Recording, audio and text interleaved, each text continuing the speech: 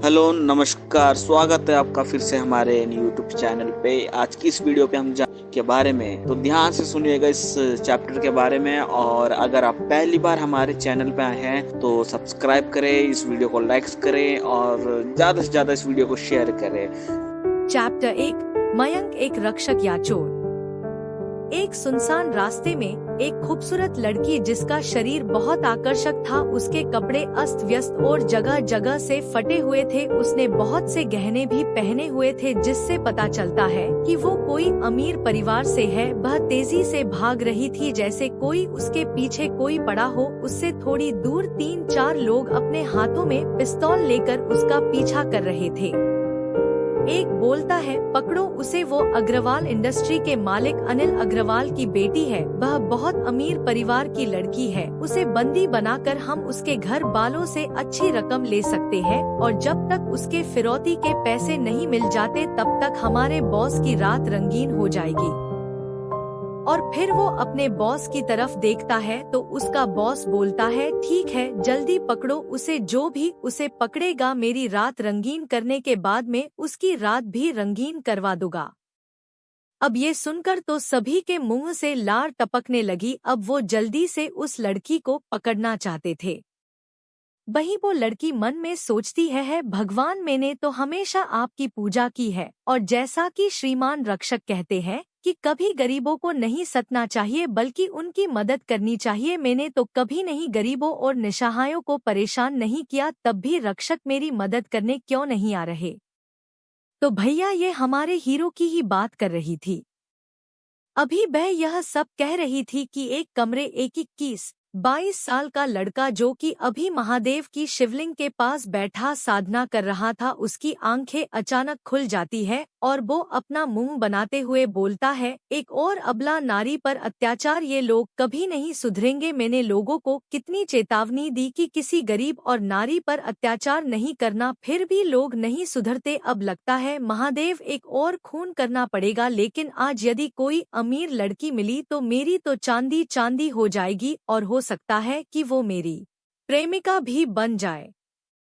वो इतना सोच ही रहा था कि उसे एक आवाज आती है, बेवकूफ, तुम्हें कितनी बार बोला है कि तुम्हें किसी से कोई उम्मीद नहीं लगानी है जब तक कि कोई तुम्हें बिना जाने अपने प्रेमी के रूप में स्वीकार न कर ले। मैं तुम्हें लड़कियों के गहने चोरी करने से इसलिए नहीं रोकता क्योंकि तुम उन पैसों से लोगों की मदद करते हो, अनाथालय और वृद्धाश्रम चलाते हो। तभी वो लड़का झुंझला कर बोलता है, ठीक है महादेव, इस बिना इमोशन के बंदे को आपने मेरा सलाहकार क्यों बनाया? न तो ये किसी से प्रेम करता है और न ही मुझे करने देता है।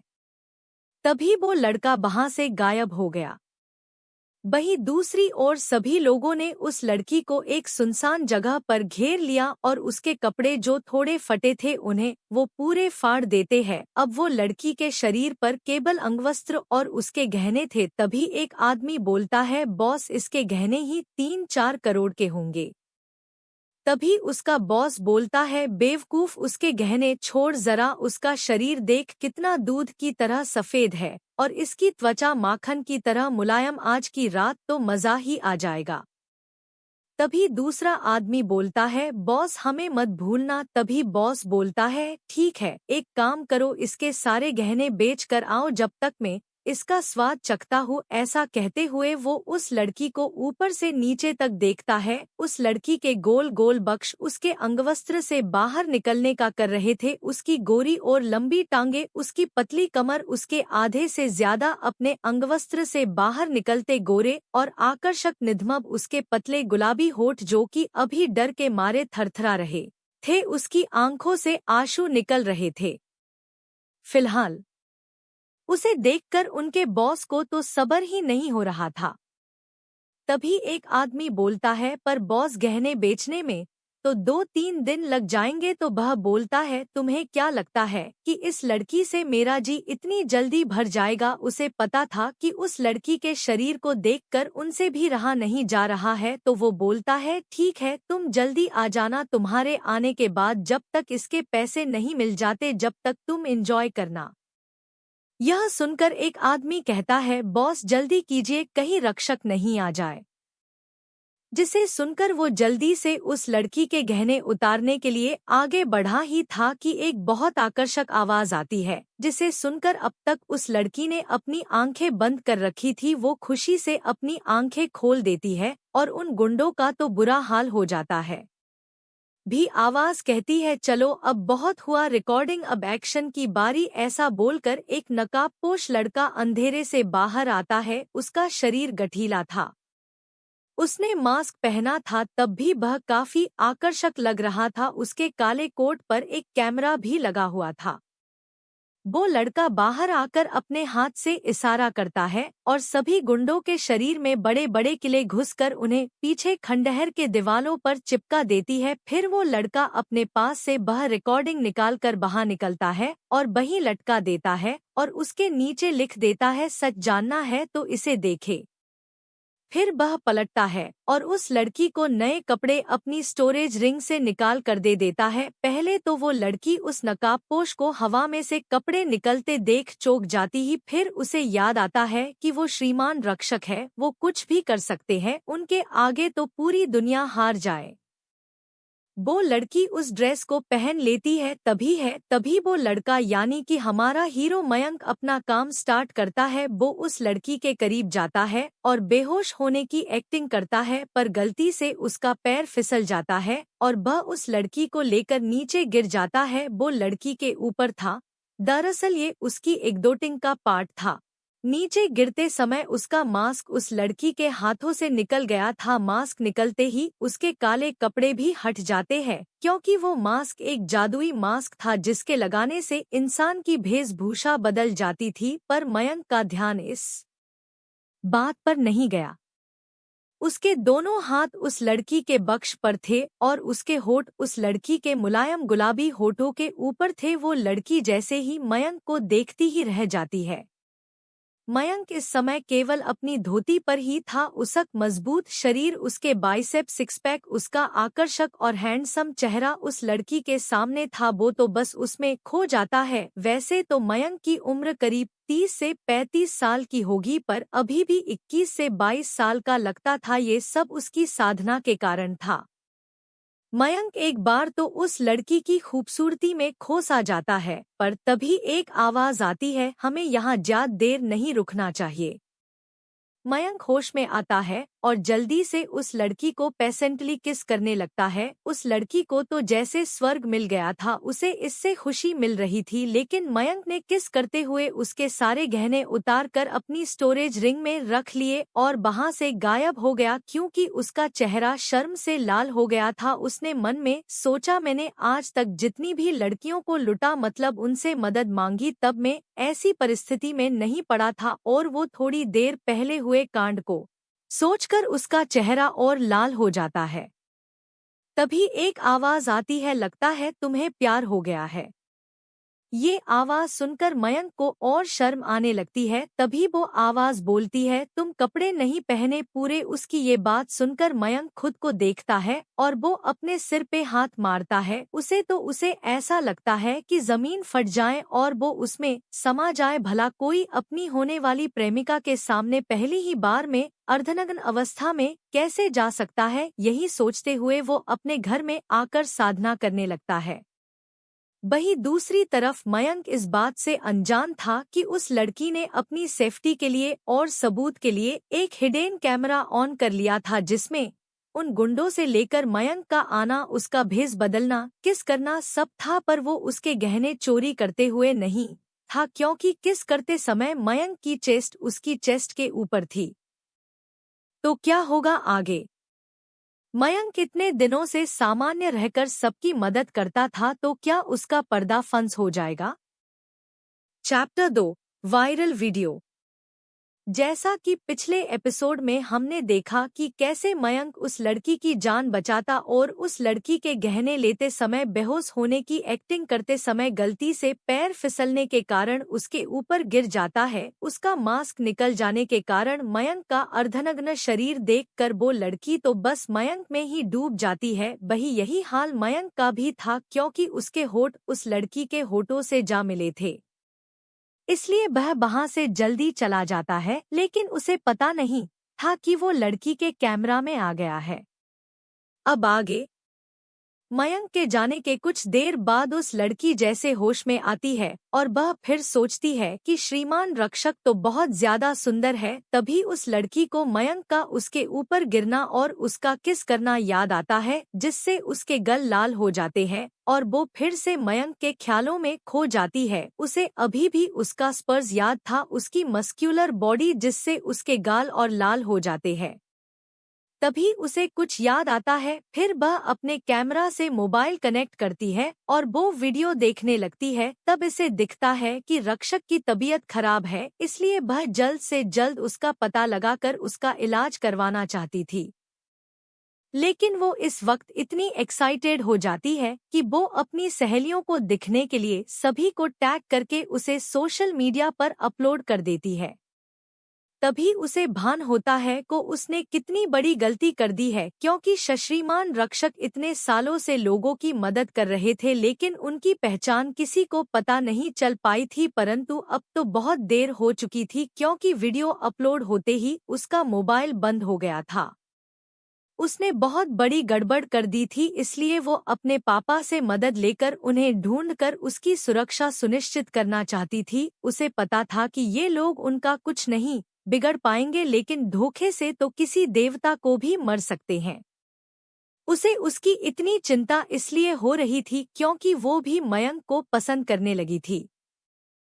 वो जल्दी से मयंक से मिलना चाहती थी।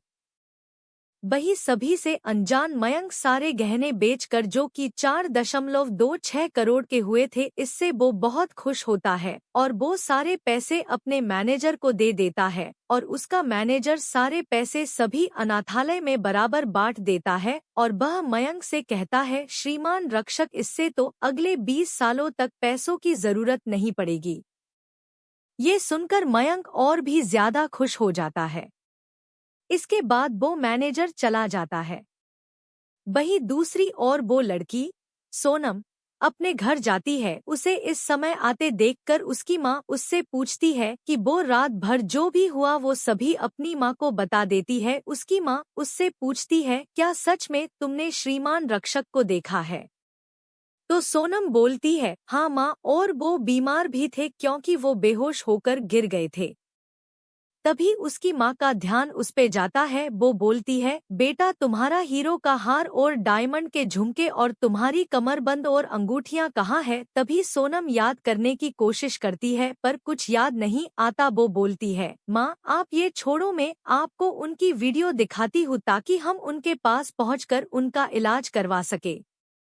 ऐसा कहते हुए वो अपना मोबाइल चार्ज करती है। थोड़ी देर बाद अपना मोबाइल चालू करके उसमें मयंक का वीडियो अपनी माँ को दिखाती है, लेकिन तभी उसे नोटिफिकेशन आता है कि कांग्रेट्स, आपके 30 मिलियन फॉलोवर हो गए हैं। ये देखकर सोनम चौंक जाती है क्योंकि उसके कल सिर्फ 1 लाख फॉलोवर ही थे। तभी उसे कुछ याद आता है और वो उस वीडियो को देखती है जिसपे 25 बिलियन व्यूज थे। जब वह कमेंट पढ़ती है तो उसे पता चलता है कि लोग श्रीमान रक्षक को मारने के लिए एक होकर षड्यंत्र कर रहे हैं।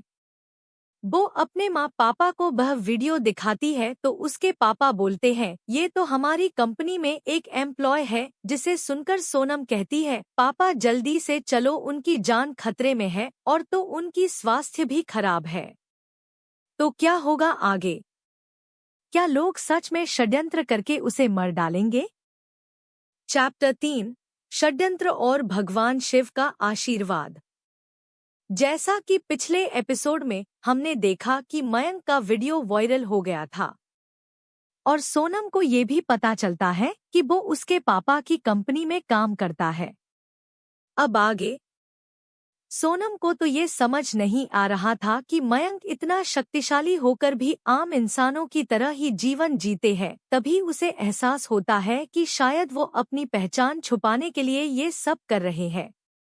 वो अपने पापा से बोलती है, हमें जल्दी से जाकर उन्हें सब कुछ जाकर बता देना चाहिए।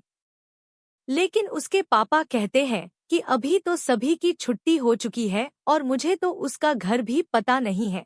क्यों न है, कल उससे ऑफिस में जल्दी मिल लेंगे। ये बात सोनम को भी ठीक लगती है। वो अपना सिर हमें हिलती है और वहां से चली जाती है। वहीं एक कमरे में बहुत से लोग बैठे हुए थे जो सामने बैठे काले कपड़े वाले एक इंसान को देख रहे थे कि तभी वो अपनी आंखें खोलता है और बोलता है, तुम जिसकी बात कर रहे हो उसे मारने का केवल एक उपाय है, जो सुनकर सभी को एक उम्मीद की किरण दिखाती है। तभी एक आदमी बोलता है, पर वो क्या है? तब वो काले कपड़े वाला इंसान बोलता है, तुम सबके पास केवल एक मौका होगा, क्योंकि उस एक मौके के लिए मुझे अपनी खुद की बलि देनी पड़ेगी। जो सुनकर सभी कहते हैं कि क्या कोई और उपाय नहीं है। तब वो बोलिया कि नहीं, इसके अलावा कोई दूसरा रास्ता नहीं है, क्योंकि इसमें हमारे शैतान भी कुछ नहीं कर सकते, और तुम मेरी चिंता मत करो, तुम बस इंधारे को कायम रखना होगा। और फिर वो अपने पास से एक चाकू निकलता है और उसमें अपनी आत्मा की शक्ति डालने लगता है, और वह बोलता है कि यह चाकू तुम्हें उसे छल करके मारना होगा, क्योंकि हम उसका सामना नहीं कर सकते हैं। और वह बोलते बोलते गिर जाता है और उसके हाथ से चाकू छूट जाता है, जिससे अजीबोरा निकल रहा था। तभी एक आदमी आगे आता है और सभी से बोलता है कि वो रक्षक मेरे साथ ही अग्रवाल इंडस्ट्री में काम करता है और एक सामान्य जीवन जीता है और उससे मेरी अच्छी बनती है, तो जब वह कल काम पर आएगा तो मैं उसे मार दूंगा कि चाहे मुझे उम्र की ही क्यों न हो जाए। वैसे भी उसे कोई नहीं पहचानाता है, तो सभी को ज्यादा दिक्कत नहीं होगी। सभी उसकी बात से राजी हो जाते हैं। वहीं मयंक अपने लिए प्यार और षड्यंत्र से अनजान अपनी साधना कर रहा था कि तभी उस अंधेरे कमरे में प्रकाश भर जाता है और स्वयं भगवान शिव प्रकट होते हैं, जिन्हें देखकर मयंक का सलाहकार बहुत खुश हो जाता है, क्योंकि उसको जो काम सजा के तौर पर दिया गया था वो अब पूरा हो गया है। अब वो वापस बैकुंठ धाम में जाकर अपने परिवार से मिल पाएगा। तभी भगवान शिव बोलते हैं, उठो वत्स। मयंक को, जो कि अपने गहरे ध्यान में था, उसे ये आवाज बहुत दिव्य लगती है। तभी उसे याद आता है कि यह आवाज तो उसने 20 साल पहले अपनी तपस्या पूरी होने पर सुनी थी। फ्लैशबैक। मयंक का जन्म आज से लगभग 30 साल पहले एक छोटे से गांव में हुआ था। उसके जन्म पर एक साधु ने कहा था कि वह आगे जाकर बहुत बड़ा योद्धा बनेगा और गरीबों की मदद और उनकी रक्षा करेगा। 7 साल बाद मयंक बहुत होशियार था, वह भगवान शिव का भक्त भी था। उसकी जिंदगी अच्छी चल रही थी, लेकिन एक एक्सीडेंट में भगवान ने उसके माता पिता को उससे दूर कर दिया। मयंक का और कोई नहीं था, इसलिए वह टूट जाता है। उसके रिश्तेदारों ने उसकी सारी प्रॉपर्टी भी हड़प ली थी। वह अकेला था। वह एक दिन मंदिर में बैठा रो ही रहा था कि एक बही साधु आकर उसे एकांत में जाकर तपस्या करने के लिए एक मंत्र देते हैं और वह से चले जाते हैं। मयंक अब पास के ही जंगल, जहाँ कोई नहीं जाता था, वहाँ जाकर 3 साल की कठिन तपस्या करता है। एक दिन उसकी भक्ति से प्रसन्न होकर भगवान शिव उसे दर्शन देते हैं और बोलते हैं, मांगो क्या चाहते हो। तब मयंक बोलता है, मुझे अपने माता पिता से मिलना है। भगवान तो उसके इस वरदान की मांग सुनकर अत्यधिक खुश हो जाते हैं, क्योंकि आज की दुनिया में लोग धन दौलत राजपाट मांगने के लिए तपस्या करते हैं। इसलिए भगवान शिव मयंक से बोलते हैं, मैं तुम्हारी भक्ति और तुम्हारी मांग से प्रसन्न हूँ, लेकिन उसके लिए तुम्हें एक परीक्षा देनी पड़ेगी और उसके बाद एक देवता बनना पड़ेगा, तब तुम अपने माता पिता से मिल सकते हो। तुम अपने माता पिता की चिंता मत करो, वो तुम्हें बैकुंठ में ही मिलेंगे जब तक तुम वहाँ नहीं आ जाते। और मैं तुम्हें इस दुनिया में लोगों की भलाई के लिए अपार शक्तियाँ भी देता हूँ, और साथ में एक सलाहकार भी जो तुम्हें इन शक्तियों का इस्तेमाल सिखाएगा। इतना बोलकर भगवान वहां से गायब हो जाते हैं। मयंक भी अपने घर आता है और उस सलाहकार की मदद से अपनी शक्तियों का इस्तेमाल करना सीखता है, और ऐसे ही वह कई अनाथालय और वृद्धाश्रम खोलता है और दिन में एक साधारण सा काम करता है और रात में साधना, और जो भी गरीबों को और अबला नारी के साथ अत्याचार करता था उन्हें मौत के घाट उतर देता था, और यदि कोई अमीर लोगों की मदद करता था तो वह उन्हें लूट मतलब उनसे मदद ले लेता था, जिससे उसके अनाथालय चलते थे। Flashback and. मयंक सभी बातों को सोचता हुआ अपनी आंखें खोलता है और सामने भगवान शिव को देखता है, जो कि उसे देखकर ही मुस्कुरा रहे थे। मयंक उन्हें देखकर उनके चरणों में लेट जाता है। तभी भगवान शिव बोलते हैं, उठो वत्स, तुमने मेरी परीक्षा पार कर ली है, अब समय है तुम्हारे देवता बनने का। ये सुनकर मयंक खुशी से झूम उठता है। फिर भगवान उसे बताते हैं कि तुम्हें अब एक ऐसी दुनिया में मैं भेजूंगा जहां लोग साधना करके अपने आप को मजबूत करते हैं और अंत में देवता बन जाते हैं और बैकुंठ में आकर बस जाते हैं।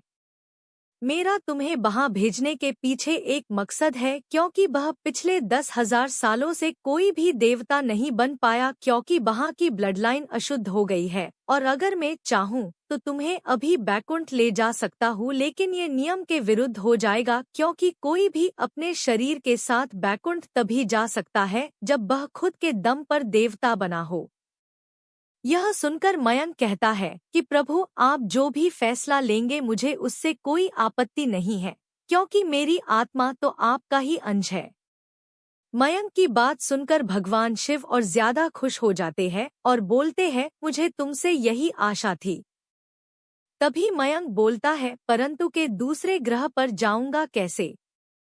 फिर भगवान बोलते हैं, कल तुम्हारा अंतिम दिन होगा इस दुनिया में, इसलिए तुम्हें अपने सारे कामों को, जो भी तुम लोगों की सहायता करने के लिए करते हो, वो सब अपने विश्वास पात्र को सौंप देना। और मैं तुम्हें उस दुनिया के जिसमें कल तुम जाने वाले हो, उसके लिए तुम्हें वहाँ के एक आत्मा सलाहकार जो कि देवता बनने ही वाला था, वो भी तुम्हें देता हूँ। और वो तुम्हें उस दुनिया में साधना और अलग अलग तकनीकें और अल्केमिस्ट का ज्ञान देगा। और क्योंकि तुम्हारे पास जो सलाहकार है उसका समय अब पूरा हो गया है, और मैं तुम्हें अपनी अलग स्पेस की दुनिया भी दूंगा जो कि स्वर्ग से भी सुंदर होगी। ये सभी तुम्हें दूसरी दुनिया में जाने पर मिलेगा। और हाँ, एक और जरूरी बात, तुम वहाँ अपनी इन शक्तियों का इस्तेमाल नहीं कर सकते, क्योंकि तुम्हारे पास इतनी शक्ति है कि तुम वहाँ से बने हजारों देवता को भी पल भर में हरा सकते हो। इसलिए जब तक तुम्हारी जान जाने वाली नहीं होगी तब तक ये शक्तियाँ तुम इस्तेमाल नहीं कर सकते, लेकिन जैसे ही बात तुम्हारी जान पर आएगी ये शक्तियाँ अपने आप जागृत हो जाएगी।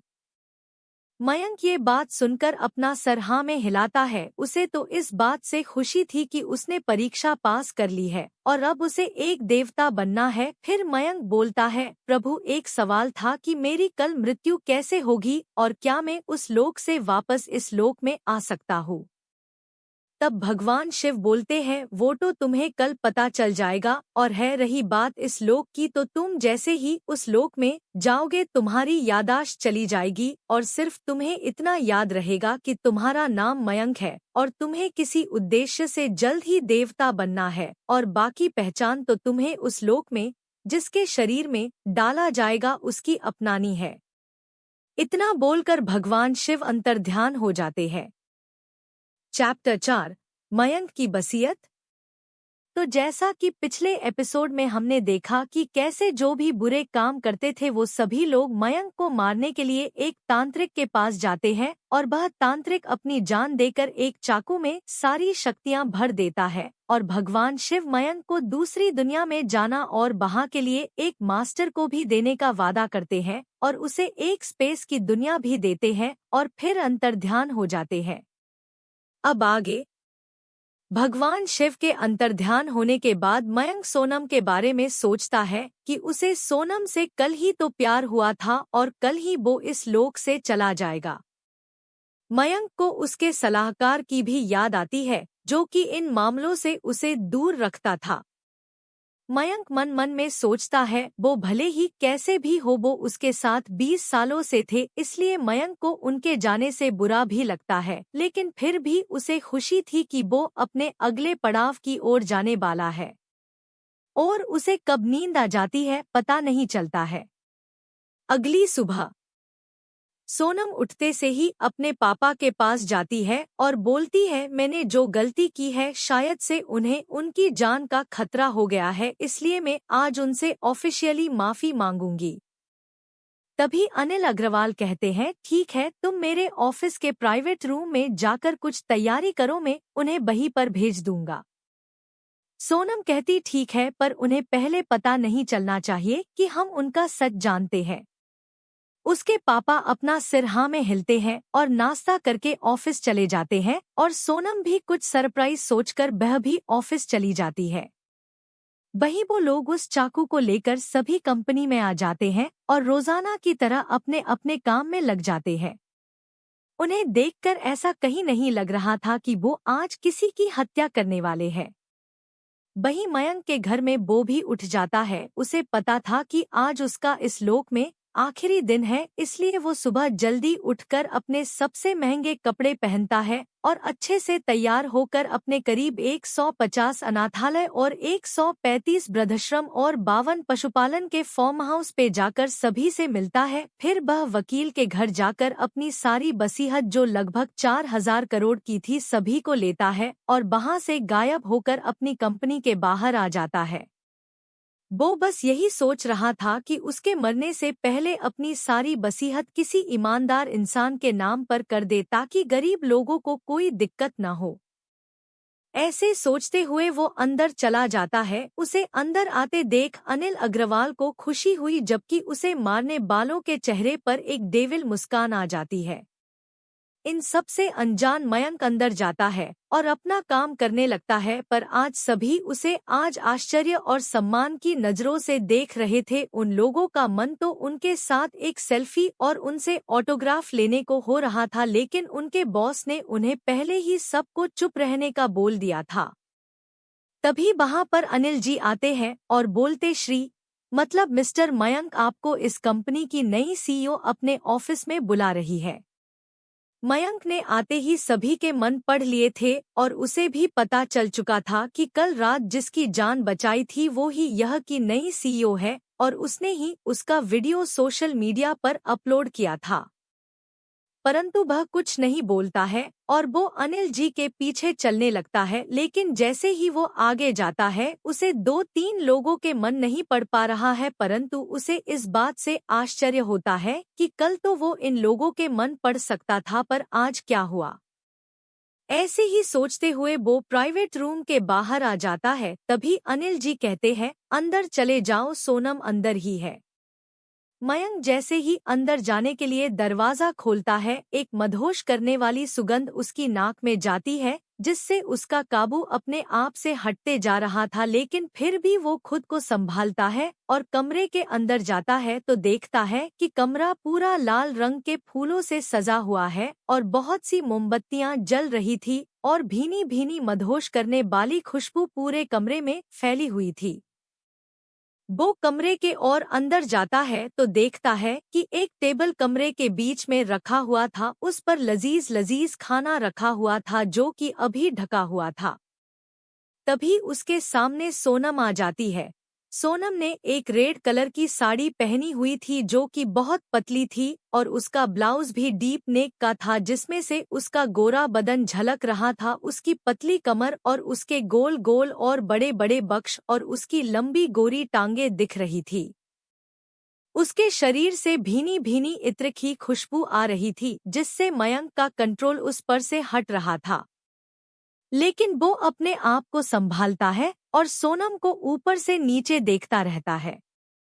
तभी सोनम अपने कान पकड़कर मयंक से बोलती है, सॉरी श्रीमान रक्षक जी, क्योंकि मेरी वजह से आपका वीडियो वायरल हो गया और अब आपकी पहचान उजागर हो गई, जिससे आपकी जान को भी खतरा हो सकता है और मेरी जान बचने के लिए धन्यवाद भी। इतना बोलकर सोनम की आंखों से आंसू निकल जाते हैं। तभी मयंक गेट लगा देता है, फिर सोनम की तरफ देखकर जोर जोर से हंसने लगता है और मन में सोचता है, मुझे अंदर आते समय तो लगा था कि यही लड़की मेरी जान लेने वाली है, पर इसके मन में तो मेरे लिए ऐसा कोई ख्याल नहीं है और इसकी आंखों में पछतावा भी है। मयंक को ऐसे हंसते देखकर सोनम उसे कंफ्यूज होकर घूरने लगती है। तभी मयंक बोलता है, पहली बात तो मेरा नाम मयंक है और दूसरी बात, मुझे कोई मार सके वो इस दुनिया में पैदा नहीं हुआ है और तुम्हें माफी मांगने की कोई जरूरत नहीं है। अच्छा ठीक है मयंक जी, आइए न, मैंने आपके लिए खाना मंगवाया, खाते हुए बात करते हैं। मयंक को भूख तो नहीं लगी थी, लेकिन वो सोचता ही सोनम कैसी रहेगी मेरी बसीहत के लिए, उसका व्यवहार भी अच्छा है, क्यों न खाना खाते हुए उससे इस बारे में बात करूं। वहीं बाहर अनिल जी कुछ काम से दूसरे शहर चले जाते हैं और जो लोग मयंक को मरना चाहते थे वो सभी बाहर घात लगाकर मयंक का बाहर आने का इंतजार करने लगते हैं। तो आगे क्या होगा? क्या मयंक को वो लोग मर पाएंगे? चैप्टर 5 रोमांस, बाधा और मौत। तो जैसा कि पिछले एपिसोड में हमने देखा कि मयंक अपनी सारी बसियत लेकर किसी ईमानदार इंसान की तलाश में था, तभी उसे सोनम अपने प्राइवेट कमरे में बुलाती है। मयंक को तो उससे पहले ही प्यार हो गया था और आज तो वो कमाल की दिख रही थी कि मयंक की नज़र उस पर से हट ही नहीं रही थी। तभी मयंक सोचता है कि क्यों न मेरी बसियत सोनम को ही दे दी जाए। तभी सोनम उसे खाने के लिए पूछती है और बाहर मयंक के दुश्मन बाहर घात लगाकर बैठे हुए थे। अब आगे मयंक की नज़र तो सोनम से हट ही नहीं रही थी। ये बात सोनम भी नोटिस कर लेती है, जिससे उसे शर्म आने लगती है। उसके गाल हल्के गुलाबी लाल हो जाते हैं। तभी वो मयंक को एक बार और बोलती है, क्यों न हम खाना खाते हुए बात करें। इस पर मयंक हाँ में सिर हिलाकर एक कुर्सी पर बैठ जाता है। सोनम भी उसके साइड में बैठ जाती है और खाना परोसकर खाने लगती है। खाना हो जाने के बाद वो अपना हाथ मयंक के हाथ पर रखती है और बोलती है, मयंक जी मुझे पता है मेरी एक गलती के कारण आपकी जान खतरे में पड़ गई है। मैं जानती हूँ कि कोई आपका कुछ नहीं बिगड़ सकता है, पर छल से तो देवता को भी मारा जा सकता है। इसलिए मैं चाहती हूँ कि मेरे कुछ बॉडीगार्ड आपके साथ रहे, जिससे आप सुरक्षित रह सके। मयंक तो सोनम के छूने से जैसे जम सा गया था, पर जब वह सोनम की बात सुनता है तो उसे उसकी बातों में अपनी फिक्र साफ दिखती है, जो कि बिना किसी स्वार्थ की थी। अब तो मयंक ने सोच लिया था को अपनी बसियत के लिए सोनम से अच्छा कोई नहीं। तभी मयंक अपना दूसरा हाथ सोनम के हाथ पर रखते हुए बोलता है कि मेरी इतनी चिंता करने के लिए शुक्रिया, लेकिन यदि तुम मेरी मदद करना ही चाहती हो तो मुझसे एक वादा करो कि मैं जो भी तुम्हें अभी करने का बोलूं वो तुम किसी सवाल के करोगी। सोनम जब मयंक की बात सुनती है तो उसे लगता है कि मयंक उसके साथ समय बिताना चाहता है, लेकिन सोनम तो इसके लिए भी तैयार होकर आई थी, क्योंकि वो भी मयंक से प्यार करने लगी थी। इसलिए उसके गाल और लाल हो जाते हैं और वो अपना दूसरा हाथ भी मयंक के दोनों हाथों के ऊपर रखकर हाँ में अपना सिर हिलाती है। तभी मयंक अपने दोनों हाथ छुड़ाता है, जिससे सोनम कंफ्यूज होकर मयंक को देखने लगती है। तभी मयंक अपने स्टोरेज रिंग में से उन बसियत के कागज को निकालता है और उस पर सोनम का नाम लिखकर अपने साइन कर देता है और सोनम की तरफ बढ़ा देता है। सोनम ये देखकर कंफ्यूज हो जाती है, फिर वह उस कागज को लेती है और उसे पढ़ती है, जिनमें लिखा था, मैं मयंक अपने होशो हवास में यह घोषणा करता हूँ कि मेरी सारी प्रॉपर्टी जो कि लगभग 4,000 करोड़ की है, उसे मैं मिस सोनम अग्रवाल के नाम करता हूँ। आज से वो ही मेरे सारे अनाथालय, वृद्धाश्रम और गौशाले को वो संभालेगी।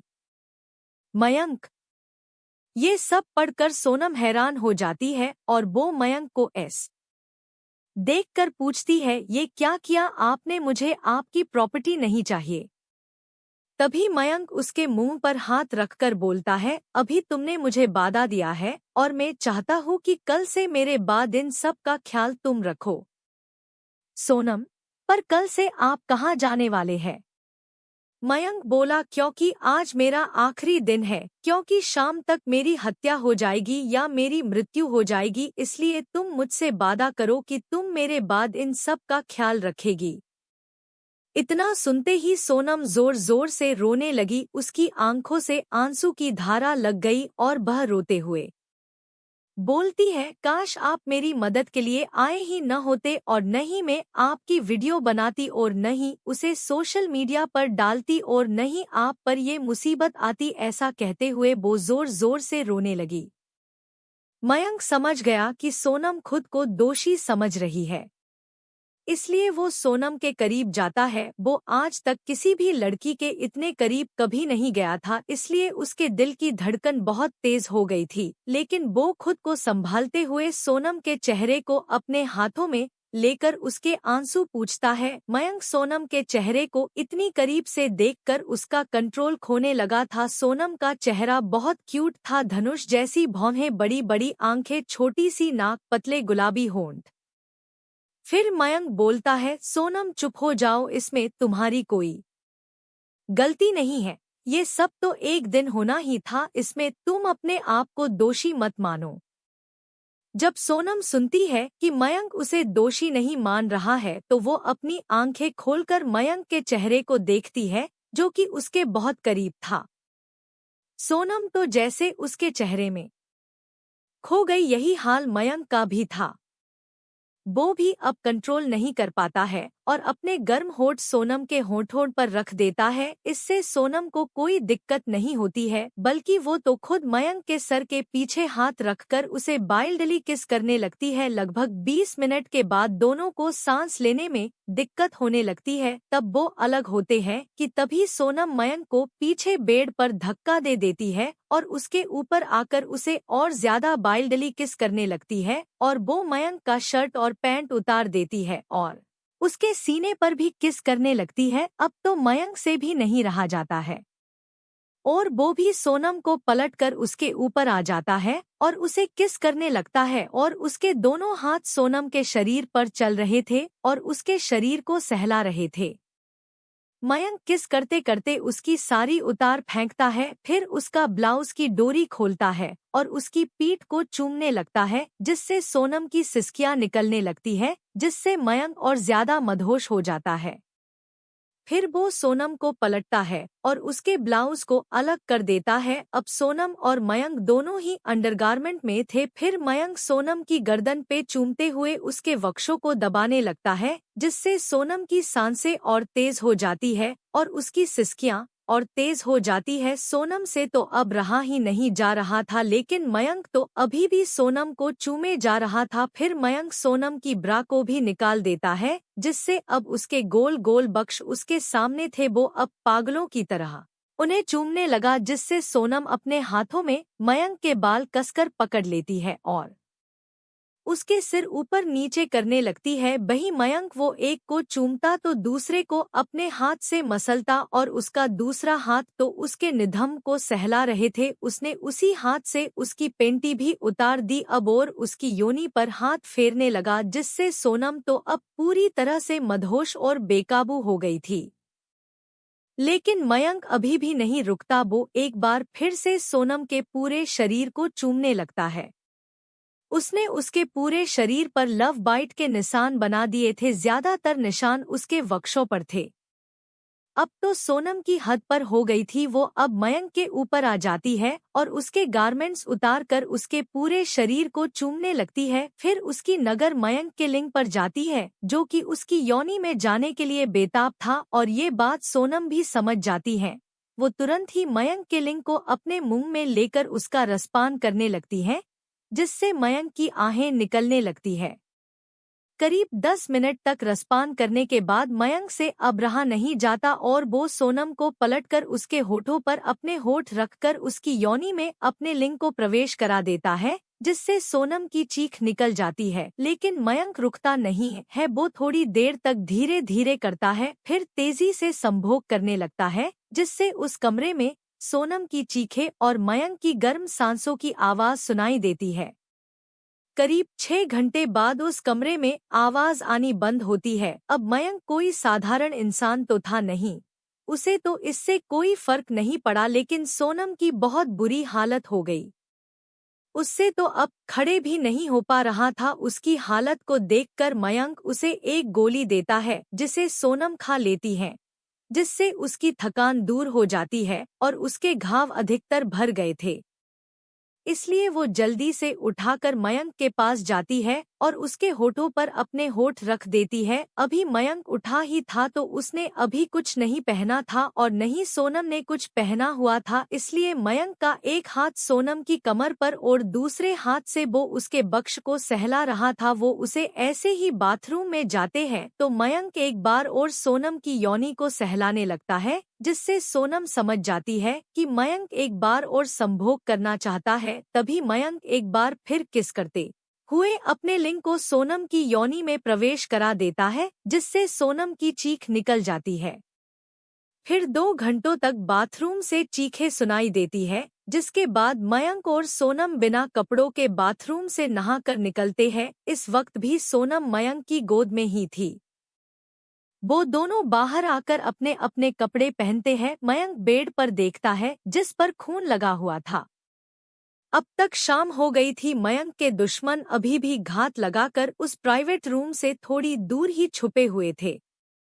अंदर मयंक सोनम से बोलता है, ठीक है, अब मैं चलता हूँ।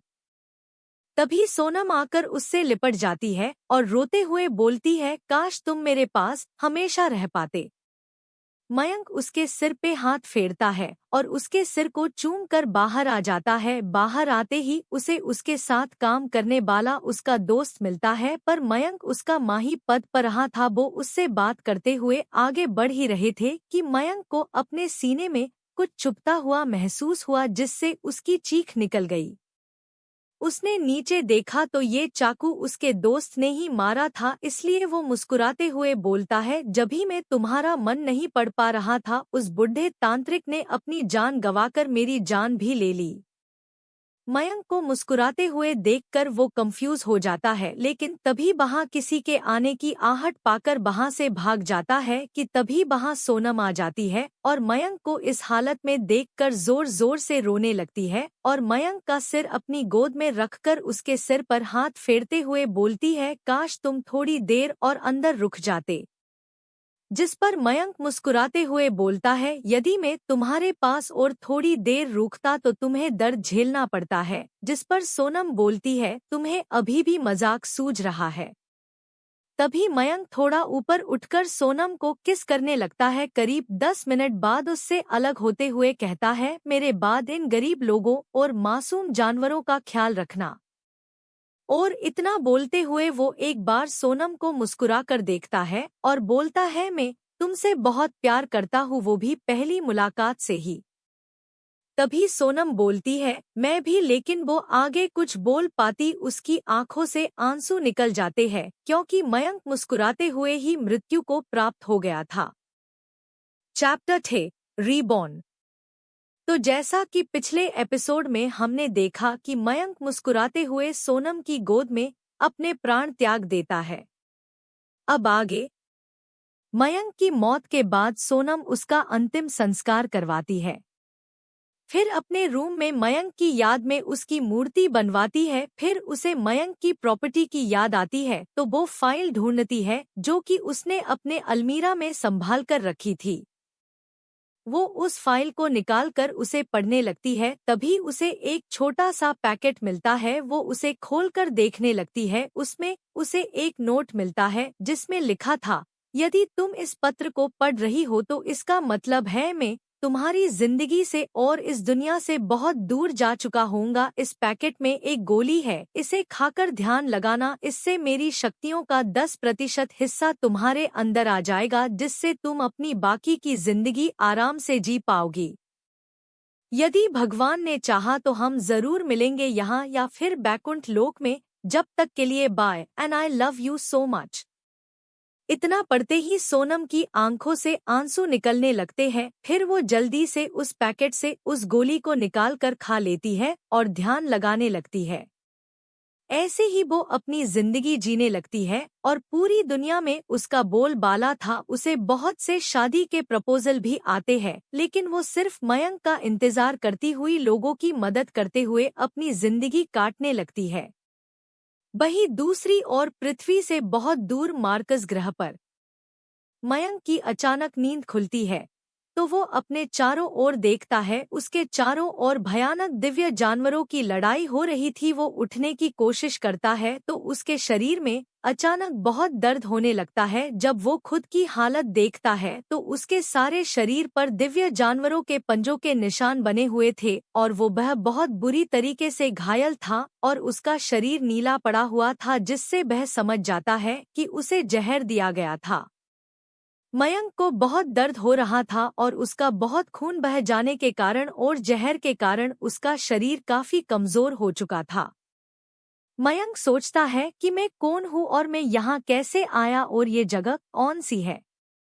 तभी उसके सिर में दर्द होने लगता है और उसे उस शरीर के पिछले मालिक की सभी यादें आने लगती है। उसे पता चलता है कि इस ग्रह का नाम मार्कस है और इसमें 5 क्षेत्र है: पश्चिमी क्षेत्र, पूर्वी क्षेत्र, उत्तर क्षेत्र, दक्षिणी क्षेत्र और मध्य क्षेत्र।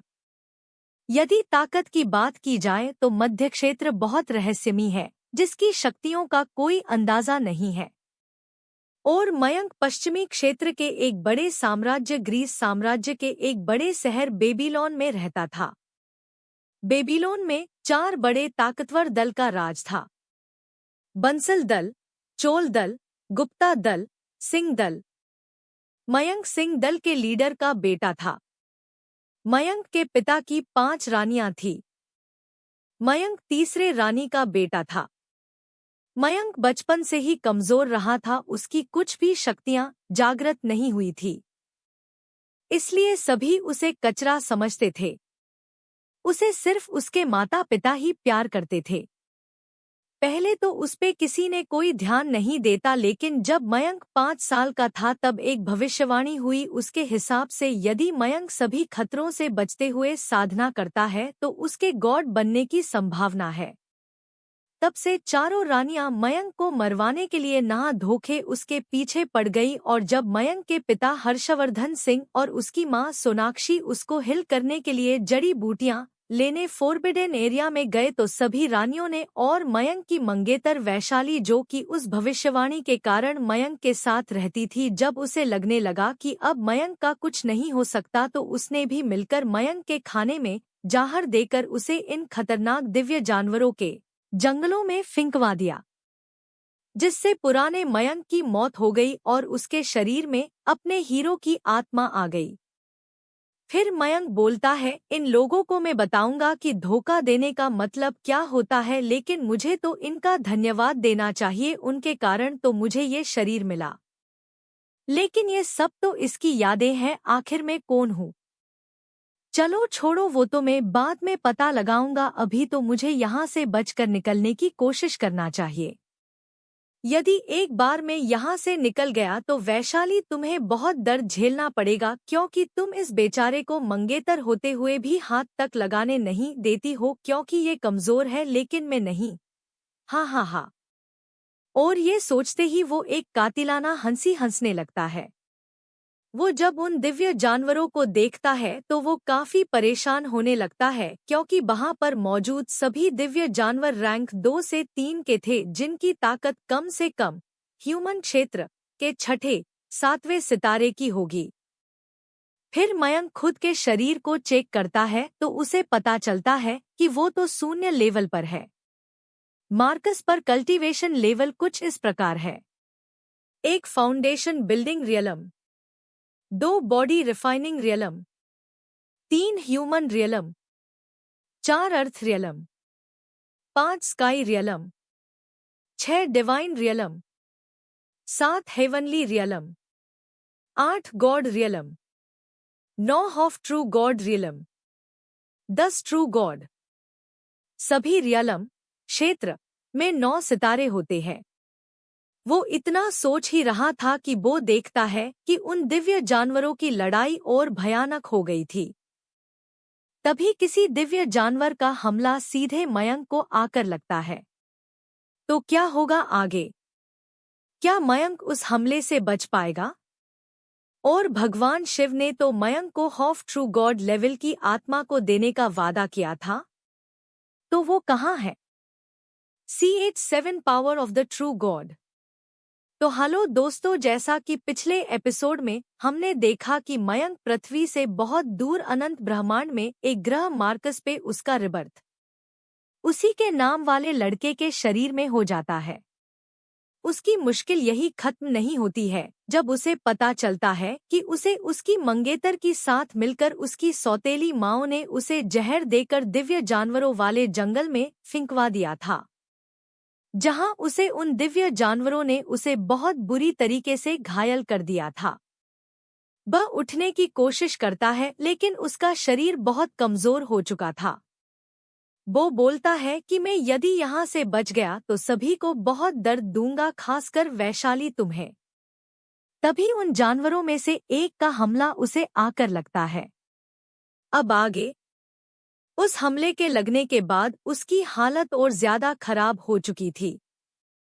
मयंक सोचता है कि अभी अभी तो नया जीवन मिला और वो भी बर्बाद हो गया है, भगवान क्या करूं?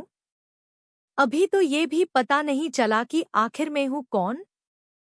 जब तक मुझे पता नहीं चल जाता कि मैं कौन हूं तब तक इसी बंदे की पहचान पर जीना पड़ेगा, लेकिन एक न एक दिन तो मुझे मेरा पास्ट पता चल ही जाएगा, चाहे उसके लिए मुझे भले ही ट्रू गॉड ही क्यों न बनना पड़े, मैं जरूर बनूंगा। वो ये सोचते हुए उठने की कोशिश करता है लेकिन उठ नहीं पाता है। तभी वहां पर रैंक 7 का दिव्य जानवर आ जाता है, जिसे देखकर मयंक बोलता है यदि इसकी याददाश्त की माने तो यहाँ पर रैंक 4 के ही जानवर पाए जाते हैं और इस जंगल के मध्य क्षेत्र में बहुत कम ही रैंक 5 का दिव्य जानवर देखा गया था। फिर ये कहाँ से आ गया? वो एक रैंक 7 का शेर था जो कि आते से ही सभी दिव्य जानवरों को ऐसे मारने लगा जैसे कोई गाजर मूली काटता हो। वो धीरे धीरे सभी जानवरों को मारते हुए आगे बढ़ने लगता है। तभी उसके सामने रैंक 4 के 20 से 30 तिलस्मी जानवर आ जाते हैं और उसे चारों ओर से घेर लेते हैं और उस पर हमला करने लगते हैं। वो सभी एक साथ उस शेर पर हमला कर देते हैं, जिससे उस शेर का तो कुछ नहीं बिगड़ता, लेकिन उसे गुस्सा जरूर आ जाता है। वो अपने मुंह से तिलस्मी रोशनी निकलता है जो कि नीले कलर की थी। शेर अपनी तिलस्मी रोशनी से सभी दिव्य जानवरों पर हमला करता है और देखते ही देखते सभी के सभी राख से खाक में मिल जाते हैं। दी दिव्य रोशनी। लेकिन ये एक दिव्य जानवर के पास कैसे? इसे तो इंसान भी काबू नहीं कर पाते हैं, तो फिर इसने कैसे? मयंक चौंकते हुए खुद से ही कहता है। लेकिन उस तिलस्मी आग को ध्यान से देखने के बाद और अपनी याददाश्त पर जोर डालने के बाद उसे पता चलता है कि वो एक तिलस्मी आग है जो कि बहुत कम दिव्य जानवरों में विकसित हो पाती है। सभी रोशनियां हकीमों के बहुत काम आती है और इस साम्राज्य में भी बहुत कम ही हकीम थे। यदि मैं इस तिलस्मी आग को पा लूं तो बहुत अच्छी कीमत मिल सकती है। तभी वो अपने सिर पे हाथ मारकर खुद से कहता है कि जनाब के पैर तो क्या पूरा शरीर कब्र में पड़ा है और इनको तिलस्मी आग चाहिए। अरे मैं बचकर यहाँ से निकल जाऊं, यही बहुत है। उस शेर ने भी सभी दिव्य जानवरों को मर दिया था कि तभी उसकी नजर मयंक पर जाती है और उसको देखकर कहता है आज तो एक इंसान का मांस खाने को मिलेगा। दिव्य जानवर को बोलता देखकर पहले तो मयंक हैरान हो जाता है, लेकिन उसे उसकी याददाश्त से पता चलता है कि रैंक 6 के दिव्य जानवर बोल सकते हैं और रैंक 8 के दिव्य जानवर तो अपना रूप भी बदल सकते हैं और आम इंसानों के साथ मिलकर अपनी जिंदगी आराम से जीते हैं। मयंक उस जानवर को देखता है तो उसे पता चलता है कि उस शेर का लेवल एक स्काई रियलम के 3 सितारे के बराबर थी। शेर मयंक की दिशा में आगे बढ़ते हुए उसके पास आने लगता है, लेकिन शेर देखता है कि मयंक का ओरा पता नहीं चल रहा है तो वो थोड़ी देर के लिए डर जाता है, लेकिन जब वो ध्यान से मयंक को देखता है तो मयंक की हालत इतनी ज्यादा खराब थी कि वो उठ भी नहीं पा रहा है। तब जाकर उस शेर की सांस में सांस आती है और वो हंसते हुए बोलता है, बच्चे तुमने तो मुझे थोड़ी देर के लिए डरा ही दिया था कि कहीं तुम मुझसे ज्यादा ताकतवर तो नहीं, लेकिन तुम्हारी हालत तो एक कुत्ते से भी बेकार हो गई है, जिसे एक रैंक 1 का भी दिव्य जानवर भी तुम्हें आसानी से मार सकता है। लेकिन तुम चिंता मत करो, मैं तुम्हें मारूंगा नहीं, बल्कि तुम्हारी सारी कल्टीवेशन नष्ट कर दूंगा और अपने घर मेरी गुफा में लेकर जाऊंगा, जहां मेरा बेटा तुम्हारे साथ रोज खेलेगा। इतना बोलकर शेर जोर जोर से हंसने लगता है। तभी मयंक बोलता है, एक बार मुझे हिल होने दे बदसूरत शेर, कहीं के फिर बताऊंगा कि किसके बच्चे किसके साथ खेलेंगे। मयंक ये बोल तो रहा था, लेकिन वो मन में भगवान से प्रार्थना कर रहा था कि है भगवान शिव जी है, पिता परमेश्वर, मेरी एक बार जान बचा लो, मैं एक नारियल फोड़ूंगा। तभी शेर एक शक्ति का गोला बनाकर मयंक के पेट के जस्ट नीचे, जहां सभी कल्टीवेटरों का कल्टीवेशन कोर होता है, हमला कर देता है, जिससे मयंक अपनी आखिरी सांसें लेने लगता है। तभी मयंक की शक्तियों के लेवल तेजी से बढ़ने लगता है।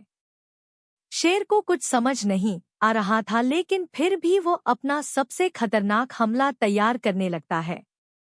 जल्द ही मयंक एक ट्रू गॉड बन जाता है। भाई लोग, ये सभी भगवान शिव के आशीर्वाद के कारण हो रहा था, क्योंकि शिवजी मयंक को बोला था कि जब उसकी अंतिम सांसें चलने लगेगी तब वह अपनी सभी शक्तियों का उपयोग कर सकता है।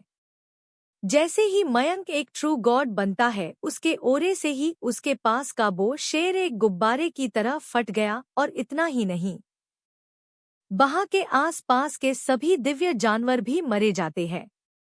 वहां का मंजर ऐसा था कि यदि कोई कल्टीवेटर देख लेते तो आपस में लड़ मरते, क्योंकि वहां पर सभी जानवरों के ऊर्जा पत्थर ऐसे पड़े थे जैसे कि उनका कोई मोल ही नहीं हो। जबकि वास्तविकता यह थी कि लोग बहुत मुश्किल से ही एक दो जानवर को मर पाते हैं, खासकर पश्चिमी क्षेत्र में, और उनके ऊर्जा पत्थरों की कीमत बहुत ज्यादा होती है। और यहाँ तो एक रैंक 7 के दिव्य जानवर का ऊर्जा पत्थर और उसकी तिलस्मी आग ऐसे ही पड़ी थी, जिसके लिए लोग आपस में लड़ मर जाए। वहीं जब मयंक की शक्तियों को लगता है कि अब खतरा टल चुका है, तो वो मयंक के शरीर को हिल कर देता है और उसके कल्टीवेशन कोर को, जो कि पहले से ही नष्ट हो गया था, उसे भी हिल कर देती है। लेकिन इतनी शक्तियों को संभालने के लिए उसका शरीर अभी बहुत कमजोर था, तो वो बेहोश हो गया था। तो क्या होगा आगे? क्या मयंक लेगा अपना बदला? क्या करेगा मयंक अब? क्या वो होश में आ पाएगा? चैप्टर 8, आयामी दुनिया और एक आकर्षक मूर्ति, लड़की या बिल्ला। तो हेलो दोस्तों, जैसा कि पिछले एपिसोड में हमने देखा कि एक रैंक 7 का दिव्य जानवर मयंक की कल्टीवेशन बर्बाद करके उसे अपने बच्चे का एक खिलौना बनाना चाहता था। वो शेर जब मयंक पर हमला करता है, जो कि पहले ही बहुत ज्यादा घायल था, उसके हमले से उसकी आखिरी सांसें चलने लगती है। और तभी मयंक की ट्रू गॉड की पावर यूज बचाने के लिए मयंक के शरीर में आ जाती है, जिसके ओरा से ही वो शेर गुब्बारे की तरह फूट जाता है। इतनी शक्ति मयंक का शरीर नहीं संभाल पाता है, इसीलिए वो बेहोश हो जाता है। अब आगे मयंक बेहोश पड़ा हुआ था 4 दिन से। अब उसका लेवल भी फाउंडेशन रियलम के 6ठे सितारे पर आ गया था। मयंक की जब आंखें खुलती है तो वो खुद को देखता है, जब उसे अपने लेवल का पता चलता है। फिर वह अपने आसपास देखने लगता है, जैसे देखकर तो मयंक का मुंह खुला का खुला रह गया था। ओ तेरी भैंस की टांग, अभी तो मुझे एक मौका मिला, लेकिन इन लड़कियों की वजह से मैं स्वर्ग में आ गया। इसका तो एक ही मतलब है कि मैं एक बार और मर गया। मयंक अपने सिर पे दोनों हाथ रखकर कहता है। लेकिन यदि मैं स्वर्ग में आ गया तो और कोई क्यों नहीं दिख रहा है? इतना बोलकर मयंक आवाज लगाने लगता है। अरे भाई साहब, कोई है? हेलो यमदूत भाई साहब, अरे मुझे अकेला छोड़कर कहाँ चले गए? अरे कोई है? आवाज लगाते हुए वो इधर उधर जाने लगता है। तभी उसे एक झरना और उससे बहते हुई नदी दिखती है। वो उसके पास जाता है तो उस नदी और झरने का पानी इतना साफ दिखता है कि उसके अंदर तक देखा जा सकता था। मयंक उसमें चेहरा देखता है, फिर बोलता है, उम्हू में हैंडसम, इसका तो कोई जवाब नहीं। तभी वो अपने कपड़े निकाल देता है। और एक बात, उन दिव्य जानवरों के हमले से पहले ही उसके शरीर पे कपड़े न के बराबर बचे थे। अब मयंक बिल्कुल निर्वस्त्र था। उसे थोड़ी झिझक तो होती है, पर उसने यहाँ किसी को देखा नहीं था, तो वो सीधा झरने में कूद जाता है और नहाते हुए उसके अंदर जाने लगता है। वो झरने की सतह पर पहुँचता है तो उसे एक लड़की की मूर्ति दिखती है। मयंक उस मूर्ति के पास जाता है और उस मूर्ति को ध्यान से देखने लगता है। मूर्ति भी बिल्कुल निर्वस्त्र थी। वो मूर्ति बिल्कुल संगमरमर के जैसी थी और बेहद ज्यादा आकर्षक थी। मयंक उस मूर्ति के चारों ओर घूम घूम कर उसे देखने लगता है। उस मूर्ति के 2 बड़े गोल गोल बक्श पतली कमर, लंबी सुराहीदार गर्दन, छोटा और क्यूट चेहरा, पतले गुलाबी होठ, छोटी और प्यारी नाक, बंद प्यारी प्यारी दो आंखें, लंबे और घिले काले बाल कमर तक के, कमर से नीचे बेहद आकर्षक निधमब, बूब्स, बड़े बड़े, लंबी गोरी टांगे, कुल मिलाकर एकदम बबाल जिसे एक बार कोई देख ले तो अपना सब कुछ उस मूर्ति पर बार दे। चलो इस स्वर्ग में कोई इंसान ही सही, कोई मूर्ति ही मिल गई। मयंक उस मूर्ति को छूकर बोलता है, यार इस मूर्ति को देखकर तो ऐसा लगता है कि यदि ये मूर्ति अभी आंखें खोल दे तो अभी जीवित हो जाए। लेकिन इसके बाल तो बिल्कुल असली लग रहे हैं। मयंक ये सब बोल रहा था और उस मूर्ति पर हाथ फेर रहा था। हाथ फेरते हुए बोलता है, हम्मम इस मूर्ति को बनाने वाले के हाथ चूम लूं, इसकी त्वचा तो ऐसी लग रही है एकदम मक्खन मलाई। उसके हाथ से बार बार छूने से उस मूर्ति जो कि असल में एक लड़की थी, उसका ध्यान टूट जाता है, लेकिन वो आंखें नहीं खोलती है। वो अपनी दिव्य दृष्टि से बाहर का सब देख रही थी। वो मयंक को देखकर सोचती है, ओ तो ये है जिसे स्वयं भगवान शिव ने भेजा है, इसी के साथ रहकर मेरा श्राप टूटेगा और इसी के साथ में बैकुंठ जा पाऊंगी। वैसे ये है तो बहुत ही ज्यादा हैंडसम और आते से ही फाउंडेशन रियलम के छठे सितारे पर पहुंच गया है। जब ये और कल्टीवेशन करेगा तो कितनी जल्दी इसका लेवल बढ़ेगा। तभी उस लड़की की नज़र मयंक के लिंग पर जाती है जो कि एकदम लाइव था, जिसे देखकर उसके गाल हल्के लाल गुलाबी हो जाते हैं। मयंक जो कि उस मूर्ति में खो सा गया था, जब वो देखता है कि उस मूर्ति के गालों का कलर कैसे चेंज हो गया है और वो मूर्ति और भी ज्यादा आकर्षक लगने लगती है। उस मूर्ति को देखकर मयंक से रहा नहीं जाता है। वो इधर उधर देखता है और अपने होंठ उस मूर्ति के होठों के ऊपर रख देता है और अपने दोनों हाथ उसके शरीर पे तेजी से फेरने लगता है।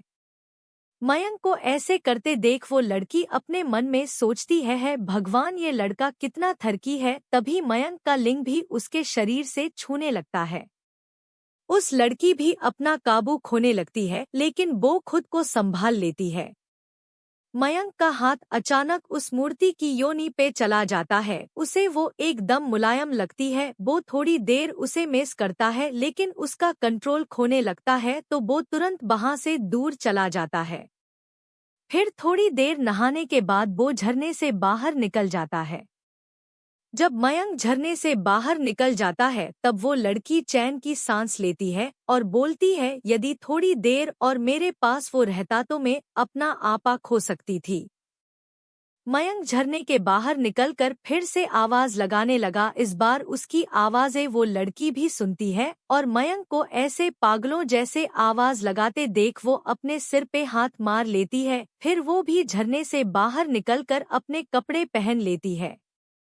तभी उस लड़की का शरीर अपने आप एक बिल्ली के रूप में आने लगता है। वो गुस्से से बोलती है, बस इतने साल गुजारे हैं तो कुछ साल और, आखिर मेरा उद्धारक तो अब आ ही गया है। बस एक बार वो ट्रू गॉड बन जाए फिर मैं भी उन कमीनों के श्राप से छूट जाऊंगी। लेकिन तब तक का सफर भी मजेदार रहेगा, खासकर रात में 12 बजे से 3 बजे तक। इसी समय में तो मैं उन कमीनों के श्राप से आजाद होकर अपने इंसानी रूप में आ पाती हूँ और इसी समय तो अभी का काम जो कि इसने अधूरा छोड़ दिया है उसे पूरा कर पाऊंगी। इसे क्या लगता है किसी के शरीर में आग लगाकर ये बच जाएगा? बिल्कुल नहीं।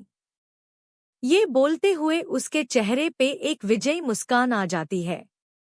तो क्या होगा आगे? आखिर ये जगह कौन सी है और ये मूर्ति मतलब ये लड़की कौन है? आखिर किसके श्राप से वो बन गई थी बिल्ला? चैप्टर 9 बिल्ली का सच और अग्नि द ट्रू गॉड तकनीक। तो होलो दोस्तों, जैसा कि पिछले एपिसोड में हमने देखा कि मयंक अपने आयामी दुनिया में पहुंच जाता है और उसकी कल्टीवेशन लेवल भी फाउंडेशन रियलम के छठे सितारे पर पहुंच चुकी है। वहां मयंक जब उस झरने में नहाने जाता है तब उसे एक मूर्ति दिखती है जिससे मयंक खुद को आकर्षित होने से रोक नहीं पाता है। लेकिन जब मयंक खुद पर से कंट्रोल खोने लगता है तब वो बाहर आ जाता है और वहां आवाज लगाने लगता है। वह मूर्ति जो कि एक लड़की होती है, लेकिन किसी श्राप के कारण वो बिल्ली बन जाती है, वो भी बाहर आ जाती है, लेकिन तभी वो फिर से एक बिल्ली बन जाती है। अब आगे वो बिल्ली सीधे मयंक के पास जाकर बोलती है, कदरदान मेहरबान, जब किस्मत साथ दे तो गधा भी पहलवान। जब मयंक किसी की आवाज सुनता है तो वो काफी खुश हो जाता है, लेकिन जैसे ही वो पीछे मुड़कर देखता है उसे कोई नजर नहीं आता है, जिससे वो नाराज होते हुए बोलता है, यार भाई कोई तो दया दिखाओ, एक मासूम सा लड़का आपको कब से आवाज लगा रहा है, लेकिन आप हो कि मेरे मजे ले रहे हो, दया करो यार इस मासूम बच्चे पर। तभी वो बिल्ली बोलती है, अबे उल्लू के पट्टे नीचे देख, मैं तेरे पैरों के पास खड़ी हुई हूँ।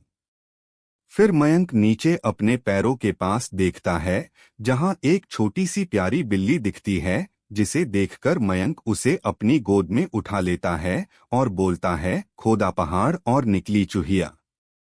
तभी वो बिल्ली गुस्से में बोलती है, मैं तुम्हें चूहिया किस एंगल से दिख रही हूं, मैं तो एक बिल्ली हूँ।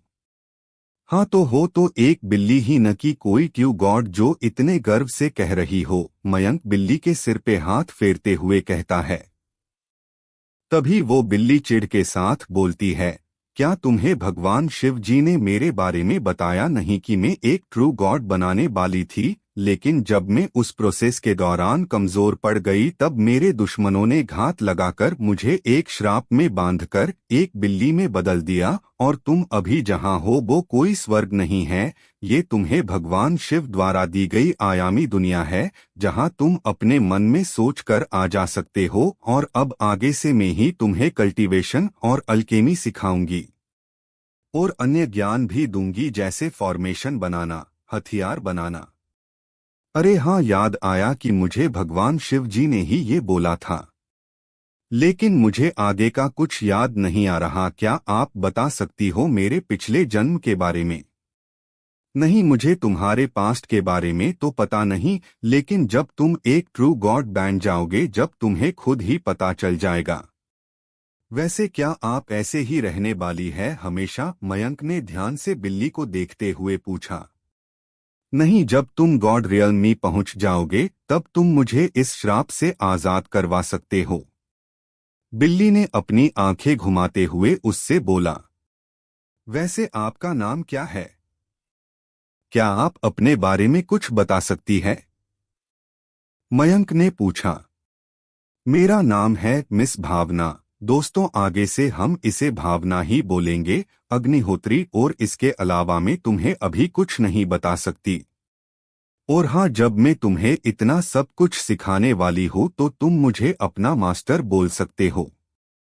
मयंक को उसकी बातों से इतना याद आ जाता है कि पिछले जन्म में भी कोई उसका मास्टर था, इसलिए वो तुरंत अपने हाथ जोड़ते हुए झुककर बोलता है, मास्टर भावना को मयंक का प्रणाम। भावना भी समझ सकती थी कि मयंक ने इतनी जल्दी उसे मास्टर क्यों बोला।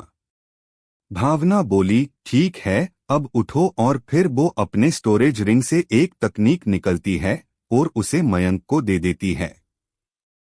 उस तकनीक से बहुत शुद्ध ऊर्जा निकल रही थी। भावना वो तकनीक मयंक को देते हुए बोली, ये तकनीक वही हुआ जिससे मैं लगभग 120 सालों में ट्रू गॉड बनने वाली थी। मयंक चौंकते हुए बोलता है, क्या 120 सालों में? जिस पर भावना मयंक की चेस्ट पर अपना पंजा मारते हुए कहती है, लोगों को तो ट्रू गॉड बनने में हजारों साल लग जाते हैं, तब जाकर वो कहीं गॉड बन पाते हैं, और वैसे भी पिछले कई हजारों सालों से कोई भी गॉड लेवल तक नहीं पहुंचा, ट्रू गॉड तो बहुत दूर की बात है। ये बात सुनकर मयंक को कुछ विजन्स आते हैं जिसमें धुंधला धुंधला दिख रहा था, लेकिन वो समझ नहीं पाता है कि ये क्या है। फिर मयंक उस तकनीक को लेते हुए भावना से पूछता है, वैसे मास्टर इस तकनीक का नाम क्या है?